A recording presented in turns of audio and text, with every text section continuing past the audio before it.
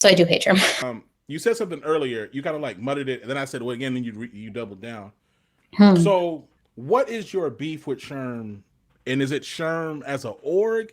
Is it SHRM national? Like, why did you say you hate SHRM? So I do hate SHRM. SHRM National, to be very clear. I really, this last year, they decided that like they're going to take equity out of the DEI equation, which they've like come back and like tried to massage it and say that's not actually what they intended to do. But I'm like, you can't have inclusion without equity, and then you're just tokenizing people. So like, why are we doing this? So like they did that.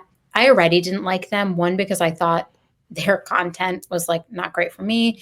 I think they have notoriously anti-union content, which I'm not a big fan of, because if your employees can unionize, like maybe they should. I don't like that. I don't like that a lot of their talking points and brand campaigns seem to really like make HR like infantilizing. They're like a few years ago they ran the HR Divas campaign, and that really irked me. I was like, what the fuck are you doing? We are sorry. But like HR divas, what are you doing? We're trying to Yeah. establish HR as a strategic and amazing function, because it is, that can drive business value, that can make your business extraordinary. And you are running a campaign called Celebrate Your HR Diva. Are you kidding me? We already are a function that's like 70% women. What are you trying to say? Also, if you Right. look at all the studies about how HR execs are compensated compared to other execs, we're usually like the lowest compensated executive. And on the cap table, we have the lowest representation, despite being the function that drives forth the business. So, one, I didn't like them for the HR Divas campaign. Two, I just didn't like how a lot of their content felt very icky to me. They're like return to civil conversations in the workplace.